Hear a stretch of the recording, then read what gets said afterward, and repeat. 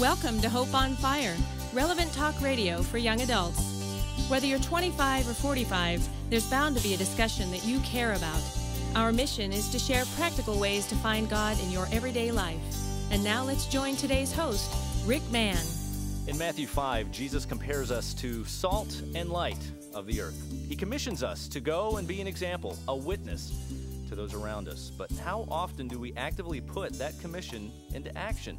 I mean, let's be honest with ourselves. How many people can you point at church every week and say that they're there because of you? Now, if your answer is anything like mine, it probably isn't very good. If we really want to be serious Christians, we need to be serious about spreading the gospel. If you've always dismissed that responsibility as, well, you know, it's something that's not really my spiritual gift, well, first, get over it. God doesn't like excuses. Second, stay tuned because on today's Hope on Fire, entitled Intentional Friendships, Taking the Gospel to the Unchurched, we're going to be talking about getting serious on how to be the salt and the light of the world. Joining us to discuss this interesting topic is Pastor Andy McDonald, the senior pastor of the Florida Hospital Seventh-day Adventist Church in Orlando, Florida. And, of course, my co-host this week is Sabine Vatel. Sabine, you're welcome. Thank you. And, of course, I should say now, Dr. Andy McDonald. You know, right before we started, you said you've never said doctor on anything, but you do have a doctorate.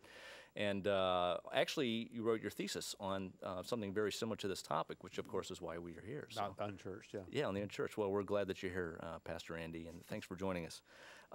Let me just start off by asking you this very basic question. What do you think is the biggest myth Christians have about how new Christians are made?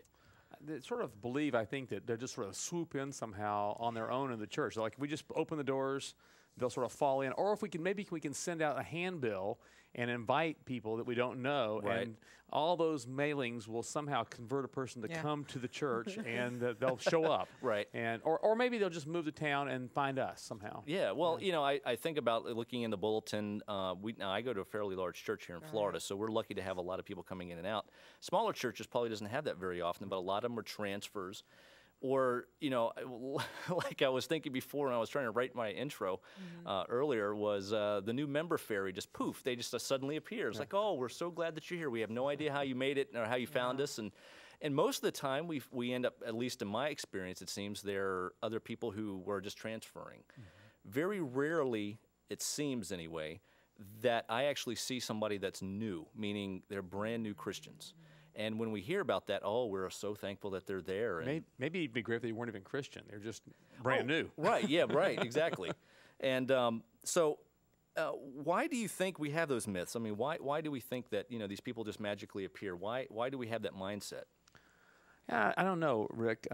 It may be that over time we've just watched other people do it, right? And we haven't done it ourselves. And therefore, if we always say somebody else must be doing it, it'll happen automatically by somebody's hand. Because we know it's not been us that's been doing it. Right. And it's like magic. The Holy Spirit's working, and you know we kind of disassociate ourselves, or we kind of distance ourselves from it. Right. Do you think there's a big difference between the way young adults view witnessing and maybe older people do? I think they might like to think they think differently, but I don't see in my church at least a huge difference between our young people's witnessing activity and the senior citizens' witnessing activity.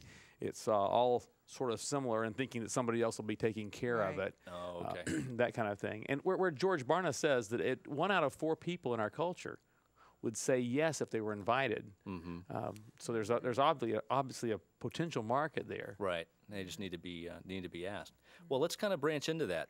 You know, when we talk about what we're specifically talking about in the show today is unchurched people, and that's kind of a marketing phrase I think that maybe started with Willow Creek, if I'm not mistaken. Right. You know, with Bill Hybels up there, awesome church, but the whole idea was they were centered around bringing the gospel to unchurched people. And what's the definition of, say, unchurched? Well, I think what they would define an unchurched person is a person who had not attended church in the last X number of weeks or months, don't attend any kind of regular basis. They may have church in their background, but it's not currently part of their regular life. Okay. It's not that they have to never have gone to church. That wouldn't be the definition. It's just that they aren't regular attenders at any church, don't make it part of their regular life. Okay. What are some of the myths that we have of unchurched people? I mean, as Christians, we have our own little, our bulwark of, safety at our church and our friends, but what are some of the myths that we have of these people that are out there that we have to get in touch with? We probably we probably assume that they don't like God or don't know God or have no relationship with God. Right. That they really don't want to come to church. I think maybe part of our assumptions about them, that they're interested in totally other things, that their problems are different than our problems, that what we face is different than what they face, which are all myths. We're all very, very, very similar, really. Well, that's actually a pretty interesting thing. One of the books that I was reading through to prepare for the show, and actually that you gave me, there was a couple of them. The first one is by Lee Strobel, Inside the Mind of Unchurched Harry and Mary, and very interesting read. A lot of insight that I think as Christians, unless probably for most of the people watching this show or listening to it, have been raised in the church. So we don't have an unchurched perspective. So it's difficult for us to say identify with, and that's why maybe I asked that question, about these myths that we kind of think those people are a certain way, and they have a certain lifestyle, and they're always out partying and getting drunk and doing drugs, and there's moral compasses all over the place, and that's not really the case at all. I think it's really important to recognize that we are much more alike than we are different. I think that may be one of our best things we can teach to be able to sort of get over the witnessing hump for that relational evangelism kind of model, is to realize these people, they have the same kind of problems. They have to raise kids. They have to take care of aging parents. They have all the same issues that everybody else in society does. I mean, we all share those things, and we happen to have a Christian perspective that they don't have, but that's really the only big difference. Right. Religion is such one of those things that's so private. One of those things, politics, religion, that you don't really talk about in public. Do you think maybe that's probably why we don't bring it up? Yeah, there's a fear there'll be a conflict. Also, you know how each Christian group can sort of begin to think that they're superior to other Christian groups. Sure. And so then there can sort of be some infighting, and we think, okay, well, then if I talk to them, and they have different background, and then we'll sort of get on this conflict point, so I just won't talk about it. We'll keep it simple. One of the things that Lee Strobel brings out as far as some of the truths about unchurched people, number one, that doesn't mean that I should say the unchurched person typically has rejected church, but that doesn't mean that he's actually rejected God. Probably a very big difference between rejecting church and rejecting God. I mean, all of us who go to church with regularity sometimes think about rejecting church, probably, but not rejecting God. Right. And even though the unchurched person doesn't have a relationship that we would maybe say, oh, that's a model relationship for having a relationship with God. Right. There's some kind of spiritual connection. I mean, it's amazing. I was just reading this morning on some research about children and how children across culture have great spiritual experiences even before they even know about religion. Right. Yeah. Well, that's really interesting because a survey, and I've seen this across many surveys, maybe only 1 out of 10, maybe 15% of Americans actually say that they're atheist or agnostic. A very large percentage. 52% of unchurched people claim that they have a personal commitment to Jesus that's important to their life. They just don't act on it. Yeah. Or at least they say they believe in God. So there's a spiritual component in most everybody. So it's not like we're trying to sell Christianity to, say, the college professor who teaches evolution, and while that obviously is a component, and maybe we may or may not ever reach those types of people with the kind of things that we might be able to do as young adults. On the other hand, there's a lot more people out there that really do fit the bill of somebody that we can reach out to. Right, and I think oftentimes the unchurched person in our culture thinks of Christianity as sort of unreal. They think about them being separated from reality. The non-Christians live in the real world, and then those Christians live over in their Christian corner. Right. And so I think there's a real importance to have a high reality quotient when we're working with unchristian, unchurched people. Right. Because they want us to be just real with them and talk about our challenges and our troubles as well, not act like we have all of our act together and we're going to deliver this to you now. Right. Well, that was one of the other truths that that Lee brings out in his book. He talks about the unchurched person resists rules, but actually responds to reasons. He doesn't want to be told what to do and what not to do. He wants to be told why he shouldn't do that, right? Right. Lots of reasoning, lots of explanation. Right. But that's true of a lot of even Christian young adults. Sure. I think they'd want to know why they do what they do. Well, that internalizes the experience. So I guess for them, that if they've rejected church but not God, they've rejected the the rigidity or the structure that church represents, but not necessarily the spiritual connection that God represents. Right. And we oftentimes we judge groups, we judge faith groups and religion, even we do as Christians, based upon the people we knew from that group. And so if a person that's unchurched has been acquainted with a really sort of unreal person who claims Christianity and is always trying to push something on them, they may have rejected a caricature of Christianity, not the real Christianity. Right. One of the other things that he talks about is that the unchurched person doesn't understand Christianity, but he's also ignorant about what he does claim to believe, which I really thought was kind of interesting. Yeah, in discussions, in fact, in some of our programs years ago at the church, we would talk about why we believe what we believe, or talking about sort of like apologetics kind of thing. And it was really interesting because that would be a much more challenging subject for them to think about, because all of a sudden here is a good reason, and you can lay out a good plan for why you should think this way about this, where they may have a different thought but no backing for it. Right. Yeah, he talks about a couple different steps. He says, one thing that you can do, and maybe we're getting ahead of ourselves because this isn't something you just kind of spring on your neighbor, hey, what do you believe and why? So we're going to talk about the steps to actually develop that friendship, that intentional friendship to get to this spot. But one of the things that, he talks about, the couple different steps is first, ask the person to describe what they believe, because I think we would be surprised to find out some of the things that these people believe, right? And I think we tend oftentimes as Christians to want to jump to truth delivery. Right. We want to share our bucket of belief with somebody, right? Versus saying, okay, how do I build this relationship, and how do I learn to listen to this person? When Paul talks about how when Jesus said, they will know you're my disciples by the love you have for each other, right? Not by the truth bucket you have, or what denomination you practice with, or how you do these. It's that love thing. And so, if we're always ignoring them when they have a need as a neighbor, if we're not reaching out to them to be kind to them, right? We're not demonstrating that love. We're probably never going to get around to the truth sharing part. Oh yeah, right. And we're definitely going to be talking about that. Yeah, it's getting back to letting them talk. It's, ask them what they believe, what their truth source is. Because they might say, well, I believe in the Bible, and the Bible says this, and all of a sudden you're like, well, no, it doesn't really doesn't say that. That's in Ben Franklin. That's not in the Bible. Right. Common sense. Or God helps those who help themselves. That's a common one, and, right? Yeah, and one of the interesting things is that, by letting them talk it out, all of a sudden they start realizing, well, maybe I don't have it. And that kind of opens the door potentially for them to ask you what you believe or why you believe it. Finally, and this is going to get us into the second half of the show, the unchurched, they don't want to be someone's project, they want to be someone's friend. What does that mean? Well, I think that oftentimes we begin to think about building these relationships, these friendships, so we can somehow hook them into the church and bring them to the church. And if that's our sole motivation, if we're not just being a friend for friend's sake, they're going to pick up that. They're going to sense that we are sort of making them our project. Right. Well, that's a huge thing, and that's what we're going to talk about when we come back from the break. What does it actually take to be an intentional friend, and why should we do it? You're listening to Hope on Fire, relevant talk radio for young adults. We'll be right back.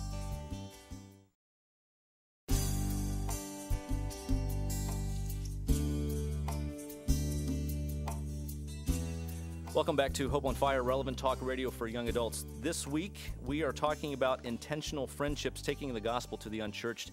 And joining me is Pastor Andy McDonald, the senior pastor of the Florida Hospital Assembly Adventist Church. Right before the break, we were talking about, the unchurched. They don't want to be someone's project. They want to be someone's friend. So what steps does it really take to bring someone to a true, effective relationship to Christ? I mean, what does it take? What does that look like? I haven't got a clue. Oh, good. I guess the show's over. I guess Very good. this was nice. I really think that preceding that, or maybe it's the first step in that, is the principle that Christ gave his disciples when he was leaving. He said, stay in Jerusalem, and then to Judea, and then to Samaria, and to the outermost parts of the earth. And it's really concentric circles of concern that sort of ripple out. And we tend to want to go after person X that we don't know. That's our traditional outreach as Christians, is to go door to door cold turkey or have a big evangelistic meeting in a town. And really, I believe a scriptural principle is for us to go to the people that are closest to us in our smallest circle. Right. Family, if they don't know Christ, we start there. And then with people that are our closer friends, work associates, close neighbors, develop other friends outside that circle. And eventually, we might have to go find somebody new to build friendships with. Right. Well, and that's, I think, two things. Number one is that's a really big differentiation between our idea or the myth that we can hand a tract and that's really going to interest somebody. Right. Yeah. Because I think about myself and I think about young adults my age, and I'm like, you know what? That would not tweak my interest at all. Well, people hand you tracts. I mean, if maybe Just it's turn it advertising off, brochures. usually. I mean, you throw them away almost Right. immediately. Sure. But if you have a relationship with the person and you have some questions and you can sit down and talk, then actually a brochure that talks about the topic might actually be beneficial, but Right. not without that relational Because context. there's a context there. Right. It's just not a cold turkey. It's not like I'm getting something from somebody I don't know. This is a friend of mine. Well, God's whole intention from creation has been all relational. He made Very man good. in a perfect environment without sin, and then he said it's not good. Everything else has been good. It's not good, and it was not good that man be alone. He needed to be in relationship. Right. And then you can go through the whole Old Testament and the New Testament. It's all about having relationships to share the gospel, Right. to share the good news, versus just giving information. And that's what we're talking about, these intentional friendships. I mean, what it really comes down to and what we're really here to talk about is being very direct, being very purposeful, and saying, you know what, I'm going to be someone's friend. And like you said earlier, it's not because, well, it's a project of mine. It's because I Right. really do care about this Yeah. person. I want to get to know them. I want to share things with them. Be a friend. Right. And it may take. They may all of a sudden say, "Well, why are you so nice?" And I want to be part of the church. And I mean, but that's probably not going to happen. Yeah, that's the It- ideal Maybe not world. initially. Right. It may take years Wow. to build that friendship to the point where that is even discussed, or you may eventually talk about it, and they may say, "Yeah, that's not for me." But you still maintain that friendship. Right. You don't abandon them because they haven't chosen your version of Christianity. Yeah, you don't invite your neighbor to dinner and cultivate this friendship for 6 months and invite them to church and they say no and you go, well, okay, I guess I'm just going to move on to my next neighbor. Who's new? Yeah. Yeah, right. Yeah, sorry. Yeah, I've written you off. Well, getting back to what you said, that Jesus' commission to us has been to be the salt and the light, and that to me means that you have to mingle. You have to be intentional. That one of the downsides that we have as young adults, or as I say, any Christian, is we tend to cluster to other Christians. Holy huddles. Yeah, there you go. And, I think we would be surprised if we really looked at our lives and our friendships that we have around us, that we really do have a lot of opportunities with unchurched people, whether it's people that we work out with, maybe at the gym, maybe if we're involved in some kind of sports, playing softball or whatever, we're on teams that have unchurched people. I mean, these types of relationships are all around us that have the potential of being developed. But it's just like anything else. And if you decide that you're going to start playing tennis, you're going to have to not do something you're doing now in order to carve out time to play tennis. Right. You're going to have to say, okay, well, I'm not going to do this, so I have this extra hour to go to the court and play a little tennis. Right. And I think the same thing that we have not thought about oftentimes as Christians is, what are we going to unplug from our lives? What are we going to say no to so we can create some space in our lives where we have time to sit and talk to a friend, where we Right. have time to, a person that we may work out with, I not rush back out of the gym because I got my life so crammed full. I can actually take some time and talk to the person before we leave working out. Well, what are some of the barriers then that people kind of face or come up against when they are trying to become intentional friends or trying to witness? I mean, what are some of the things that kind of get in the way? The terror of doing it wrong. Right, That's a good blowing one. it. It's like, oh my goodness, Afraid of messing up. Yeah, and they'll not never representing be Jesus. saved because Right. of me. I'm going to Oh. ruin their eternal chances. Yeah, it's a pretty big deterrent. Well, I mean, so there's a fear that you're ill-equipped. A fear that you're ill-equipped, a fear that you're going to cause unnecessary conflict, a fear that you're going to look stupid, a fear that you're going to do a bad job and ruin their chances. Right. All those fears are going to come to play, Right. and really sort of hold you back. Well, I mean, that's when we kind of have to take a step back from it, right, and go, I'm not trying to convince this person Right. about Christ. I'm not trying to convert them necessarily. I'm their friend. Everybody can be someone's friend, right? Exactly. And if we say, okay, how does love act? And Paul says, love is patient and kind. Love keeps no record of wrongs, and all those things that love does in 1 Corinthians 13. Okay, now how do I go be patient and kind? Right. I mean, now I can put some sort of flesh on it and go out and do that, versus having to think I've got to go explain all the doctrines of Christianity. I'll go explain the Trinity. Well, what if they do? What if they do have the reality is, what if they do have actually a question? because that's still a fear of most people. Call They Sabine. ask me about the cause of Yeah. Call Sabine. Usually that's what they say. Actually, usually that's We'll what be they say. Well, posting I your have phone somebody number. I know you can talk to. Yeah, we'll post your phone number on the website. Call me. But yeah. Well, I think we have to be very real. And that's the other thing. If we can just relax and not feel like we have to have all the answers, Yeah. then it's easier to have the friendship. Right. They're going to bring up a question, and you're not going to know the answer to it. There's a good chance of that. Or they'll have a new angle on something we never thought about and think, oh, man, I've never thought about it that way. And it's okay for us just to admit, I don't know. Yeah. I really don't know. But you know what? I'll start working on figuring this out for us. Very And let's good. talk about this Cool. again next time we get together. And I'll go, and then, boy, then you run, find research, and you look on the internet, and you Call type, and you Sabine. read, and call Sabine. Well, that gets us to the authenticity. We mentioned that before the break. You kind of brought that into, people can kind of see through the reasoning why you're there. Yeah. They can kind of see, well, I don't want to be this project. I want to be your friend. How does authenticity come into play with this friendship or this witness opportunity? I think it's terribly important. If you've all met people that you thought, man, they know everything. They think they're right about everything. Right. And you don't want to talk to them. I remember Yeah. a guest speaker that came to a meeting one time. The whole time he was here, he never asked one question about anybody there. All he had was answers. And it's like, after a while, you're like, I don't want to talk to him because he Right. never is not interested in anybody else's life. And so something about being very real about our own journeys, our own suffering, our own joys, talking about the reality of our lives in a very casual, comfortable way Right. can really help them believe that we're not trying to push something on to them. Yeah. We're being real with them. Well, I think that kind of gets to what does that friendship look like? And, at least in my life, the people that I have very deep friendships with, again, tend to be the Christians that I go to church with, my family, my friends that I, go to church with every week.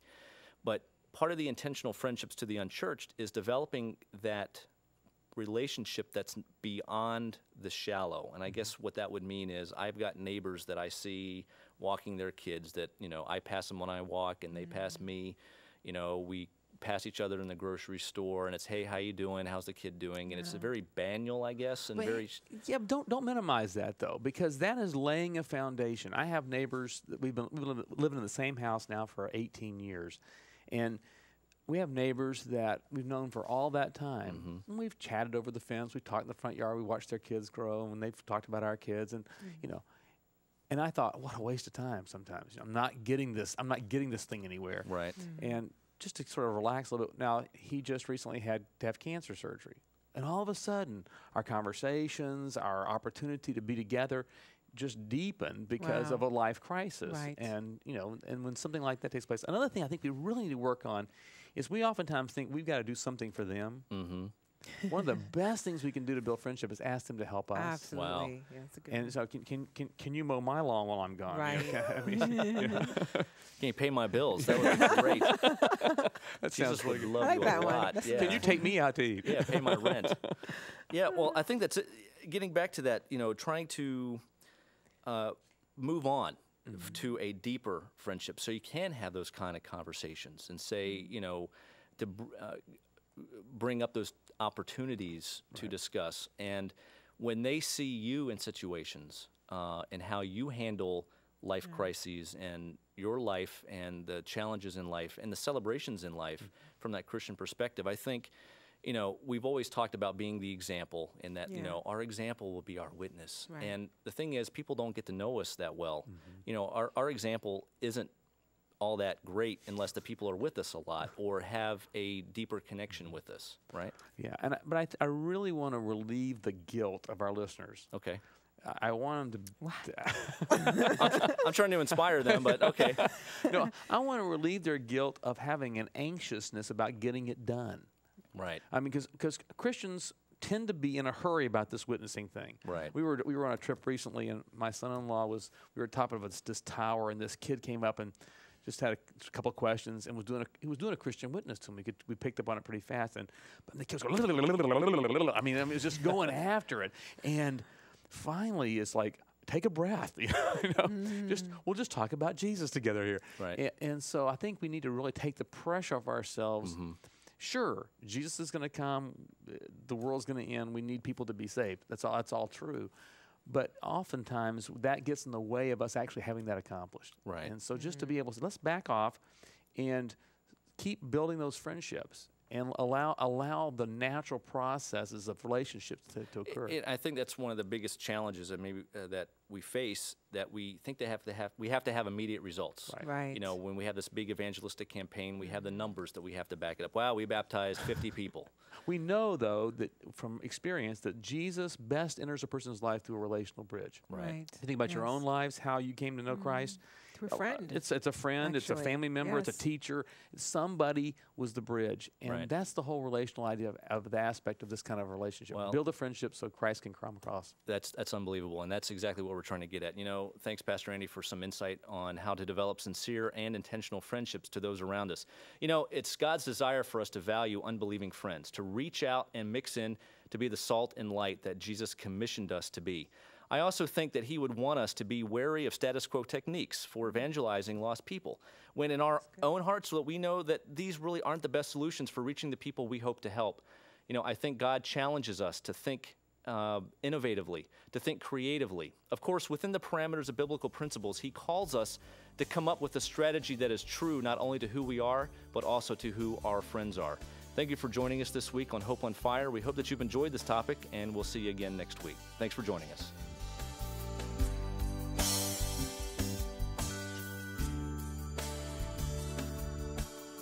Hope on Fire is produced by Livestreams Media, a listener-supported ministry. To download a free copy of today's program or be a part of our social network, please visit our website at hopeonfire.org. You may also contact us by writing to Livestreams Media, P.O. Box 608513, Orlando, Florida 32860. Once again, that's Livestreams Media, P.O. Box 608513, Orlando, Florida 32860, or online at hopeonfire.org. Thank you so much for your letters and continued support. Until next time, may God set your hope on fire.